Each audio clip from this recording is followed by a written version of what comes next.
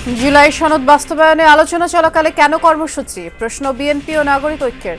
জামায়াত সহ ইসলামী দলগুলোর বিক্ষোভের ডাক অগ্রহণযোগ্য। জাতীয় ঐক্যমত্য কমিশনের সাথে তারাও সেখানে সবাই অংশগ্রহণ করছেন। সেই আলোচনা সমাপ্তি হওয়ার আগেই একই বিষয়ে রাস্তায় আন্দোলনের আহ্বান জানানোটা আমার কাছে যুক্তিসঙ্গত মনে হয় না। আলোচনা চলছে, অগ্রগতি আছে, সেটা ফেলে আন্দোলনের পথে গেলে মানে আপনি আলোচনাকে অস্বীকার করেই যাচ্ছেন এরকম মনে হয়। ট্রাইব্যুনালে মাহমুদুর রহমানের সাক্ষ্য ও জেরা। শেখ হাসিনাকে ফিরিয়ে এনে সাজা দেওয়া সরকারের দায়িত্ব, বললেন নাহিদ।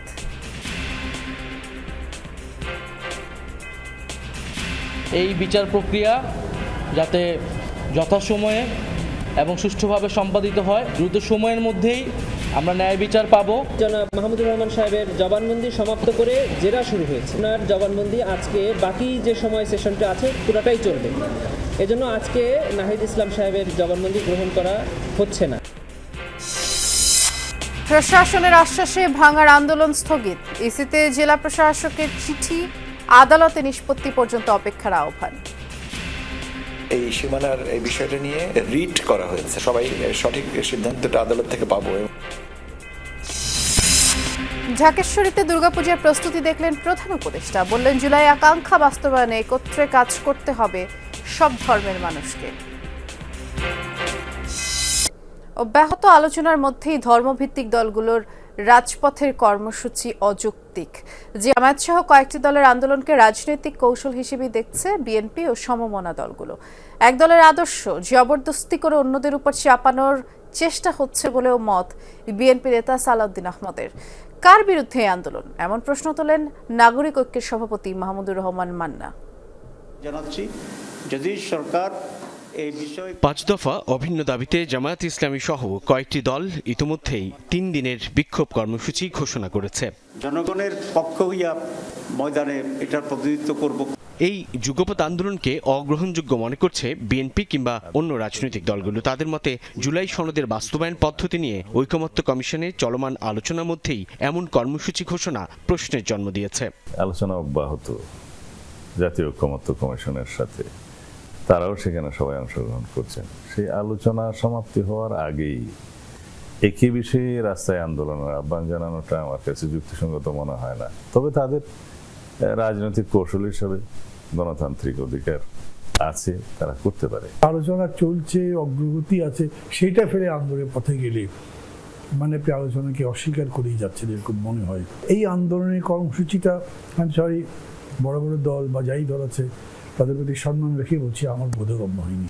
জুলাই সনদের অধীনে নির্বাচন, পিআর পদ্ধতি কিংবা জাতীয় পার্টি নিষিদ্ধ সহ ৫ দফা দাবি নিয়ে জামায়াতের নেতৃত্বে ধর্মভিত্তিক দলগুলো রাজপথের কর্মসূচি দিয়েছে। নিম্নকক্ষে পিআরের বিষয়টি ঐকমত্য কমিশনের আলোচনায় গুরুত্ব পায়নি বলেও জানান নেতারা।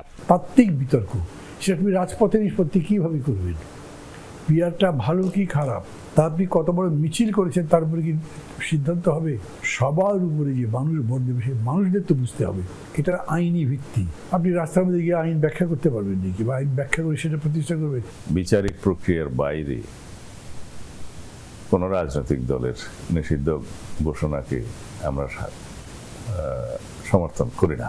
পিআর পদ্ধতি আমাদের আলোচনার টেবিলে ছিল না, ঐকমত্য কমিশনের সূচিতে ছিল না, আলোচ্য বিষয়ে ছিল না। পিআর পদ্ধতিতে যারা নির্বাচন চায় তারা তাদের রাজনৈতিক আদর্শ কৌশল হিসেবে যদি সেটা বাস্তবায়ন করতে চায় তারা জনগণের ম্যান্ডেট নিতে পারে। ফ্যাসিবাদ বিরোধী দলগুলোর একটি অংশের এমন আন্দোলন আসলে কার বিরুদ্ধে, সেই প্রশ্ন তোলেন নেতারা। আন্দোলনের আড়ালে তাদের অন্য কোনো রাজনৈতিক কৌশল বাস্তবায়ন করতে চায়, সেটা প্রকাশিত হয়েছে। মুখে বলবে আমরা ফেব্রুয়ারিতে নির্বাচন চাই, কিন্তু কর্মকাণ্ডে যদি ফেব্রুয়ারি নির্বাচন বাধাগ্রস্ত করার মতো কোনো রাজনৈতিক কর্মসূচি দিয়ে থাকে সেটাও জনগণ বিবেচনা করবে। উস্কানিমূলক পরিস্থিতির উদ্ভব হলেও আপাতত কোনো সাংঘর্ষিক রাজনীতির শঙ্কা দেখছেন না দুই শীর্ষ রাজনীতিক। আমরা কোনো রাজনৈতিক দলের উস্কানিমূলক কোনো কর্মসূচির জবাব দেব না। আমরা গণতান্ত্রিক পদ্ধতিতে সহনশীলতার সাথে, সহমর্মিতার সাথে, আলাপ আলোচনার সাথে সেই বিষয়গুলো মীমাংসা করতে চাই। আপনি বিক্ষোভ করছেন, আমি আবার আমার দাবিতে বিক্ষোভে নেমে গেলে মুখোমুখি হলেই তো সংঘাত হবে। কিন্তু পাল্টাপাল্টি কর্মসূচি দেওয়া মুখোমুখি হওয়ার মতো পরিস্থিতি হয়নি। আমি আশা করি ততদূর যাবে না, তার আগেই আমরা আলোচনার টেবিলে আবার আসবই। বর্তমান পরিস্থিতিতে রাজপথের যে কোনো আন্দোলন ফ্যাসিবাদ পুনর্বাসনের সুযোগ সৃষ্টি করবে বলেও মনে করেন নেতারা। কোনোভাবেই এগুলো রাজপথের বিষয় হতে পারে না, এগুলো আলোচনা করেই নিষ্পত্তি হওয়ার বিষয়। সাইফুদ্দিন রবিন, যমুনা নিউজ, ঢাকা। জুলাই গণ অভ্যুত্থানে মানবতা বিরোধী অপরাধের মামলায় শেখ হাসিনা সহ 3 আসামির বিরুদ্ধে আমার দেশ পত্রিকার সম্পাদক মাহমুদুর রহমানের সাক্ষ্য শেষ হয়েছে। এখন তাকে জেরা করছেন শেখ হাসিনার পক্ষে রাষ্ট্র নিযুক্ত আইনজীবী। বিচারপতি গোলাম মর্তুজা মজুমদারের নেতৃত্বাধীন ট্রাইব্যুনালে সাক্ষ্য দেন মাহমুদুর রহমান। নিজ সাক্ষ্যের শেষ দিন ট্রাইব্যুনালকে তিনি বলেছেন, শেখ হাসিনার 15 বছরে যে চরম দুর্নীতি এবং মানবতা বিরোধী অপরাধ করেছেন, এর প্রেক্ষিতে জনগণের প্রত্যাশা আর যেন দেশে ফ্যাসিবাদ কায়েম না হয়। এদিকে একই মামলায় সাক্ষ্য দিতে ট্রাইব্যুনালে যান এনসিপির আহ্বায়ক নাহিদ ইসলাম, তবে আজ তার সাক্ষ্য নেওয়া হয়নি। সাংবাদিকদের নাহিদ ইসলাম বলেছেন, শুধু এই মামলাই নয়, সারা দেশে গণহত্যা, নির্যাতন, নিপীড়ন ছাড়াও গত 15 বছরে গুম খুনের মামলাগুলো যে আদালতে আছে সেগুলো বিচার অব্যাহত রাখতে হবে। নির্বাচনের পরও যেন বিচার প্রক্রিয়া বাধাগ্রস্ত না হয়, সরকারের কাছে সেই প্রতিশ্রুতি ও রোডম্যাপের দাবি জানান নাহিদ ইসলাম। প্রসিকিউশন জানায় আরও 2-1 জনের সাক্ষ্য গ্রহণ শেষে শেখ হাসিনার বিরুদ্ধে মামলার যুক্তিতর্ক উপস্থাপন শুরু হবে। কূটনৈতিক এবং রাজনৈতিকভাবেই সরকার এবং আন্তর্জাতিক জনমত তৈরি করে সরকারকে এই দিকে এগোতে হবে এবং এই মামলার যদি রায় হয়ে যায় তারপরে আসলে আর কোনো অপশন থাকবে না, তাকে ফিরিয়ে এনে শাস্তি প্রদান করাই এই সরকার এবং যে কোনো সরকারের জন্য এটা একটা নৈতিক এবং আইনি দায়িত্ব থাকবে। প্রথমার্ধে জনাব মাহমুদুর রহমান সাহেবের জবানবন্দি সমাপ্ত করে জেরা শুরু হয়েছে এবং উনি যেহেতু একটু লম্বা সময় ধরে জবানবন্দি প্রদান করেছেন আমরা মনে করছি, এবং প্রসিকিউশনের পক্ষ থেকে আমরা মনে করছি যে উনার জবানবন্দি আজকে বাকি যে সময় সেশনটা আছে পুরোটাই চলবে। এজন্য আজকে নাহিদ ইসলাম সাহেবের জবানবন্দি গ্রহণ করা হচ্ছে না। আমরা একটা ট্রাইব্যুনালে যাই, এ বিষয়ে আমাদের সহকর্মী লাভলি বিথি খোঁজ খবর রাখছেন। আমাদেরকে একটু জানাবেন বিথি, রাষ্ট্র নিযুক্ত অর্থাৎ শেখ হাসিনার পক্ষে রাষ্ট্র নিযুক্ত আইনজীবী কর্তৃক তো জেরা চলছে মাহমুদুর রহমানের, সেই জেরার কোনো খবর আছে কিনা, অর্থাৎ মাহমুদুর রহমান কি বললেন বিস্তারিত জানতে চাচ্ছিলাম। জেরাটি শেষ হয়েছে এই কিছুক্ষণ আগেই। গণমাধ্যমের দেখে বুঝতে পারছি হয়তো মাহমুদুর রহমান নামছেন জেরা শেষে, হয়তো এরপর আমাদের সাংবাদিকদের ব্রিফ করবেন। আর জেরায় মাহমুদুর রহমান এর আগে সাক্ষ্য গ্রহণে যে বিষয়গুলোর কথা তুলে ধরেছিল শেখ হাসিনা সহ তার সংশ্লিষ্ট যারা আছে, অর্থাৎ তিনি যাদেরকে নির্দেশ দিয়েছিলেন এবং যারা আসলে এই গণহত্যা এবং যে নৃশংস ঘটনা ঘটেছিল তারা বন্ধের কোনো উদ্যোগ নেয়নি, বরঞ্চ শেখ হাসিনার নির্দেশ সঠিকভাবে একদম পুঙ্খানুপুঙ্খভাবে পালন করছে, তাদের শাস্তির কথা বলেছিল। তিনি জানতে চেয়েছিলেন যে এটা নিয়ে মূলত জানতে চেয়েছিলেন যে তিনি কীভাবে আসলে এইটা শেখ হাসিনার লোক হন, শেখ হাসিনার অনুসারী হন। তখন বললেন যে 14-র পর থেকে বিগত 15 বছরে যতগুলো নিয়োগ হয়েছিল প্রত্যেকটি আসলে রাজনৈতিকভাবে শেখ হাসিনাই নিয়োগ দিয়েছিলেন এবং সবগুলো তোষামোদের মাধ্যমে নিয়োগগুলো হয়েছিল। কারণ শেখ হাসিনা তার ক্ষমতাকে লম্বা করার জন্য, দীর্ঘস্থায়ী করার জন্য মানে যে জায়গাগুলোতে লোক বসানোর দরকার, নির্বাচন কমিশন, প্রতিরক্ষা বাহিনী, অন্যান্য পুলিশ প্রশাসন, সব জায়গায় সেই জায়গাগুলোতে কিন্তু তিনি লোক বসিয়েছেন। তো এই জেরা শেষ হয়েছে, মাহমুদুর রহমান কিছুক্ষণের মধ্যেই নামবেন। নামার পর বিস্তারিত আমরা জানতে পারবো যে জেরায় আর কী বিষয়ে বলা হয়েছে। তবে আজকে যেহেতু তার জেরা শেষ হয়েছে, কালকেও সেই জেরাটি চলমান থাকবে কিনা, কারণ কালকে যদি জেরাটি চলমান থাকে সেক্ষেত্রে হয়তো নাহিদ ইসলামের যে কালকে সাক্ষ্য গ্রহণের কথা ছিল সেটি হয়তো বিলম্ব হতে পারে অথবা নাও হতে পারে। তবে আসার পর সংবাদ সম্মেলন করবে, তারপরে কিন্তু আমরা বিস্তারিত জানতে পারবো। বৃষ্টি, আমরা শুনছিলাম, নিশ্চয়ই পরবর্তীতে আমরা আরও আপডেট আপনার মাধ্যমে জানিয়ে দিতে পারবো। বিথি, ধন্যবাদ। প্রশাসনের আশ্বাসে ফরিদপুরের ভাঙ্গায় সংসদীয় আসনের সীমানা পুনর্বিন্যাসের প্রতিবাদ কর্মসূচি আগামী শনিবার পর্যন্ত স্থগিত করেছে আন্দোলনকারীরা। তবে দাবি আদায় না হলে রোববার থেকে লাগাতার কর্মসূচির হুঁশিয়ারি দিয়ে রেখেছেন তারা। সোমবারের সহিংসতার পর আজ সকাল থেকেই পরিস্থিতি থমথমে ছিল। সকালে পুকুরিয়া, হামিরদি বাসস্ট্যান্ড সহ কয়েকটি পয়েন্টে ঢাকা খুলনা মহাসড়কের পাশে আন্দোলনকারীরা অবস্থান নেয়, তবে তারা মহাসড়ক অবরোধ করেনি। ফরিদপুর বরিশাল মহাসড়কেও যান চলাচল স্বাভাবিক। উপজেলার বিভিন্ন পয়েন্টে আইন শৃঙ্খলা বাহিনীর বিপুল সদস্য মোতায়েন রয়েছে। কেউ মহাসড়ক অবরোধের চেষ্টা করলে সর্বোচ্চ শক্তি দিয়ে প্রতিহত হুঁশিয়ারি দিয়েছেন জেলা প্রশাসক। সংসদীয় আসনে সীমানা পুনর্বিন্যাসের প্রতিবাদ আন্দোলন ঘিরে সোমবার সহিংসতা হয়। ভাঙ্গা থানা, উপজেলা পরিষদ, নির্বাচন অফিস সহ বিভিন্ন স্থাপনায় ব্যাপক ভাঙচুর চালানো হয়। ডিসি মহোদয়ের বক্তব্যের উপরে আন্দোলন স্থগিত করা হয়েছে, জনদুর্ভোগটা যেন একটু কমে। ডিসি মহোদয় যেহেতু শান্তিপ্রিয় একটা কথা বলছে, যদি 21 তারিখে সুরাহা না হয় তাহলে আন্দোলনকারীরা পরবর্তী পদক্ষেপ কঠিন আকারে এবং 12টি ইউনিয়নে একত্রিত হয়ে আন্দোলনে নামবে। আমাদের মূল উদ্দেশ্য হচ্ছে মহাসড়কটাকে ক্লিয়ার রাখা, আর তাদের যে দাবি, এই দাবি সম্বলিত একটি প্রতিবেদন আমি ইতিমধ্যে নির্বাচন কমিশনে পাঠিয়ে দিয়েছি। ফরিদপুরের জেলা প্রশাসকের চিঠি পেয়েছে নির্বাচন কমিশন বলে জানিয়েছেন ইসির সিনিয়র সচিব আখতার আহমেদ। দুপুরে নির্বাচন ভবনে সাংবাদিকদের তিনি জানিয়েছেন, এই সীমানার বিষয়ে এরই মধ্যে হাইকোর্টে রিট হয়েছে, আদালত থেকে নিষ্পত্তির জন্য অপেক্ষা করা উচিত। ফরিদপুর 2 এবং 4 আসনের দুটো ইউনিয়ন নিয়ে যে অসন্তোষ, সেটি অনাকাঙ্ক্ষিত। সীমানা নিয়ে ক্ষোভ থাকলে তা আলোচনার মাধ্যমে নিষ্পত্তি হতে পারে। এ সময় তিনি বলেন, সীমানা নির্ধারণ চূড়ান্ত হয়েছে। জেলা প্রশাসক যেই চিঠি লিখেছেন সেটা তার অবস্থান থেকে লিখেছেন। সঠিক সিদ্ধান্ত আদালত থেকে আসবে বলেও জানান ইসির সিনিয়র সচিব আখতার আহমেদ।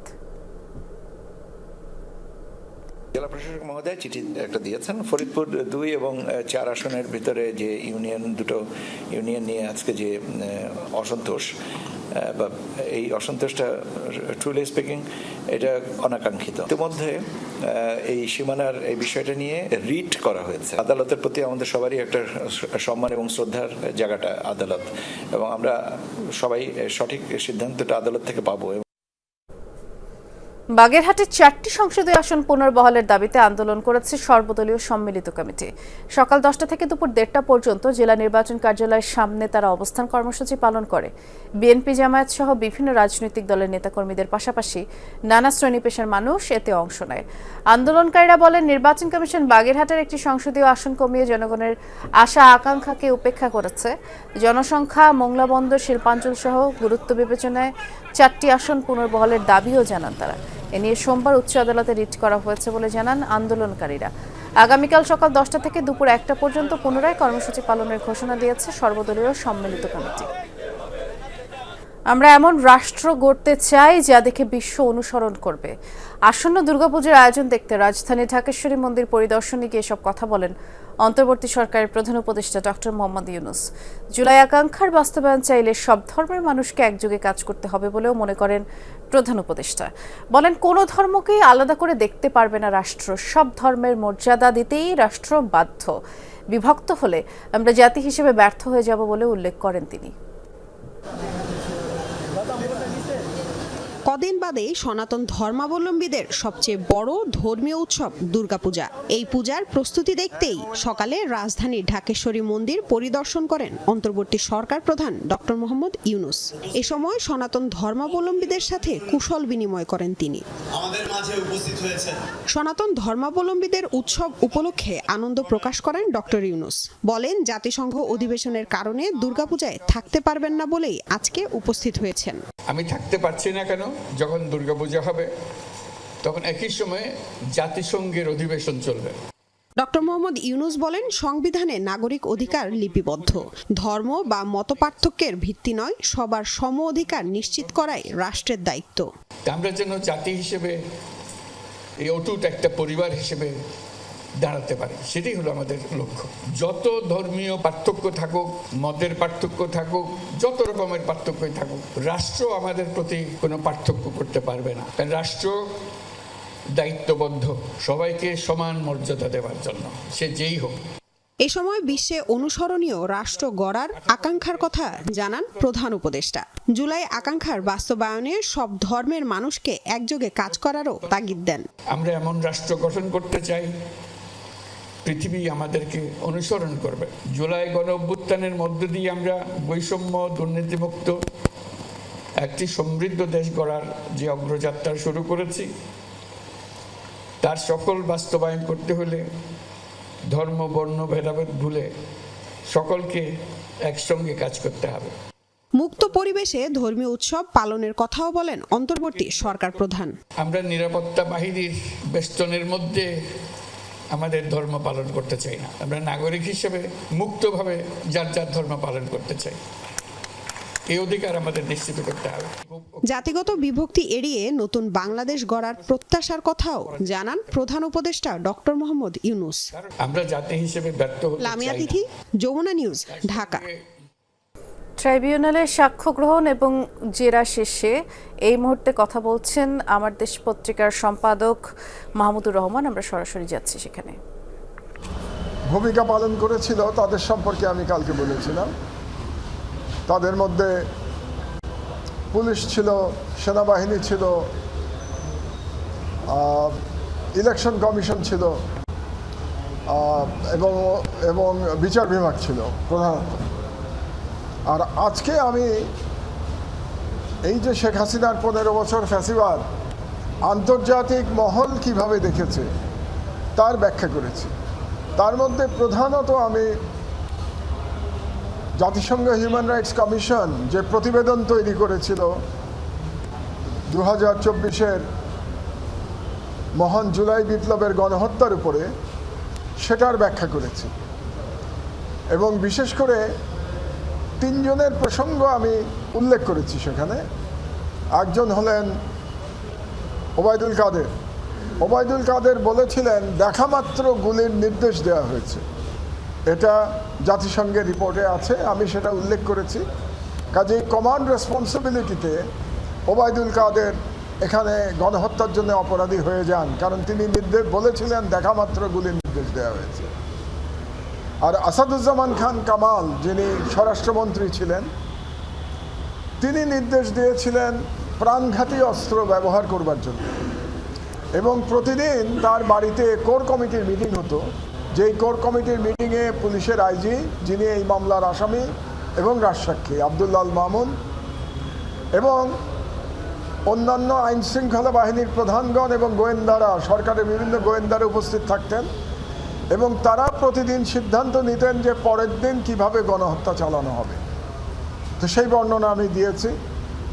আর সর্বোপরি শেখ হাসিনা নিজে বলেছিলেন যে যারা আন্দোলনের নেতৃত্ব দিচ্ছে তাদেরকে হত্যা করো এবং তাদের লাশ গুম করো। কতটা ভয়াবহ একজন সরকার প্রধান হতে পারে যে সে সন্তান তুল্য ছাত্রদের কথা বলছে হত্যা করবার জন্যে এবং তাদের লাশ গুম করবার জন্যে।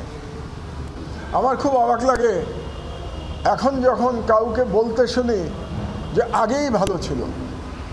এত তাড়াতাড়ি তারা এই দানবদের কাহিনী ভুলে গেছে বাংলাদেশের জনগণ, বা বাংলাদেশের জনগণ ভুলে নাই, বাংলাদেশের যারা সুবিধা পাচ্ছে না বর্তমান সরকারের আমলে, ব্যক্তিগত সুবিধা পাচ্ছে না, তারাই বলছে এবং পতিত ফ্যাসিবাদের দালালরা বলছে যে আগেই ভালো ছিল, যেখানে শেখ হাসিনা বলেছিলেন হত্যা করে লাশ গুম করে ফেলতে। এবং আজকে এবং আরও একটা কথা আমি বলেছি শেখ হাসিনা সম্পর্কে বলা আছে সেই তদন্ত রিপোর্টে জাতিসংঘের, যে পুলিশের একজন ডিআইজি পর্যন্ত তিনি নিজে নিয়োগ দিতেন, অর্থাৎ তার নিজের চেনা খুনিদের তিনি নিয়োগ দিতেন পুলিশে, সেনাবাহিনীতে, র্যাবে, সর্বত্র। আমরা ট্রাইব্যুনাল ছিলাম, মাহমুদুর রহমান কথা বলছেন, সরাসরি দেখাচ্ছিলাম। এই পর্যায়ে যাচ্ছি রাজধানীর গুলশানে, নিজ বাসায় সাংবাদিকদের সাথে কথা বলছেন বিএনপি স্থায়ী কমিটির সদস্য সালাউদ্দিন আহমদ। সরাসরি যাচ্ছে। এবং নির্বাচনের ইতিহাস কোনোটার সাথেই সামঞ্জস্যপূর্ণ নয় এই পিআর পদ্ধতি। পৃথিবীর বিভিন্ন দেশে বিভিন্ন রকমের বিভিন্ন পিআর পদ্ধতি চালু আছে, তার মধ্যে সেই পিআর পদ্ধতিগুলো আমাদের পার্শ্ববর্তী একটি দেশেও তার পরিণাম আমরা দেখতে পাচ্ছি। দুর্বল সরকার ব্যবস্থাপনা হয় পিআর পদ্ধতিতে। কোনোদিন সাধারণ মেজরিটি নিয়ে সরকার গঠন করা খুবই মুশকিল এবং একটা অস্থিতিশীল সরকার ব্যবস্থা প্রতিষ্ঠিত হয় এবং একটা সব সময়ের জন্য কোয়ালিশন পার্লামেন্ট এবং কোয়ালিশন গভর্নমেন্ট হয়। সেই ক্ষেত্রে জাতির আকাঙ্ক্ষা পূরণ করা সম্ভব হয় না। নির্বাহী বিভাগের অথবা যারা মেজরিটি দল থাকে তাদের বিভিন্ন রকমের প্রতিশ্রুতি জনগণের জন্য থাকে, জাতির কাছে থাকে, সেগুলো বাস্তবায়ন সম্ভব হয় না। সবসময় একটা দাবি পূরণের জন্য আন্দোলন হতেই থাকে, যেহেতু দাবি পূরণ করা সম্ভব হয় না। তো এই সমস্ত কিছুর বিবেচনায় আমাদের প্রচলিত পদ্ধতি প্রত্যক্ষ নির্বাচনের মাধ্যমে জাতীয় সংসদের সদস্য নির্বাচিত হওয়ার যে পদ্ধতি, এটা সংবিধানের আর্টিকেল 65 সাবসেকশন 2-তে আছে, সেটা বহাল আছে। আমরা এইভাবেই চাই, কারণ জনগণ তার নির্বাচিত প্রতিনিধি কে সুনির্দিষ্টভাবে তাকে জানতে চায়। আমাদের দেশের পলিটিক্যাল কালচার সেটা। এবং আমাদের রাজনৈতিক ইতিহাসে এর কোনো ব্যতিক্রম বা চর্চা আমরা আগে করিনি। সুতরাং এই পদ্ধতিটা একটা পরীক্ষিত পদ্ধতি। তার বাইরে কোনো রাজনৈতিক স্বার্থে, রাজনৈতিক হীন উদ্দেশ্যে অথবা কিছু আসন বেশি প্রাপ্তির উদ্দেশ্যে যদি আমরা একটা অস্থিতিশীল রাষ্ট্র ব্যবস্থা, সরকার ব্যবস্থা, সংসদীয় ব্যবস্থার দিকে যাই, তাহলে এটা আমাদের জাতীয় জীবনের জন্য একটা ভয়ঙ্কর পরিণতি নিয়ে আসবে ভবিষ্যতে। সেজন্য আমরা এই পিআর পদ্ধতিকে প্রত্যাখ্যান করি। এদেশের জনগণ পিআর পদ্ধতি পক্ষে নয়। কেউ সরকারের সমালোচনা গণতন্ত্রের জন্য অত্যন্ত সহায়ক মন্তব্য করেছেন পরিবেশ, বন ও জলবায়ু পরিবর্তন উপদেষ্টা সৈয়দা রিজওয়ানা হাসান।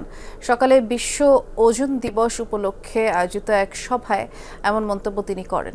বলেন, সমালোচনার মাধ্যমেই সরকার তার ভুলগুলো বুঝতে পারে। জাতি হিসেবে দেশের সব নাগরিক সমালোচনা করতে পছন্দ করে।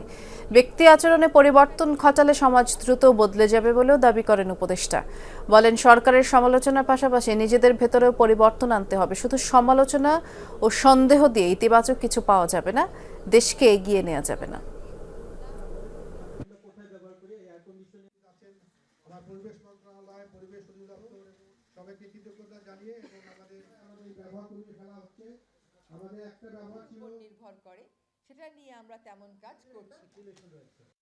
সরকারের সমালোচনা গণতন্ত্রের জন্য অত্যন্ত সহায়ক। সরকার তার ভুলগুলো বুঝতে পারে। সাথে সাথে যদি আমরা যতটা আগ্রহ নিয়ে সমালোচনা করি, ততটা আগ্রহ নিয়ে ব্যক্তিগত আচরণটাও বদলাই, তাহলে সমাজটা দ্রুত বদলাবে। রংপুরের পীরগাছায় পদ্মরাগ মেল ট্রেনে 4টি বগি লাইনচ্যুত হয়েছে। এতে সারা দেশের সাথে ওই অঞ্চলের আন্তনগর লোকাল মেল ট্রেনের যোগাযোগ বন্ধ রয়েছে। আমাদের সহকর্মী সরকার মাজহারুল মান্নান এ বিষয়ে খোঁজ খবর রাখছেন, অপেক্ষাও করছেন আমাদের জন্য। মাজহার, লাইনচ্যুত বগিগুলোর উদ্ধার কাজ শুরু হয়েছে কিনা জানাবেন। বিষয়টি নিয়ে রেলওয়ে কর্তৃপক্ষ কি বলছে?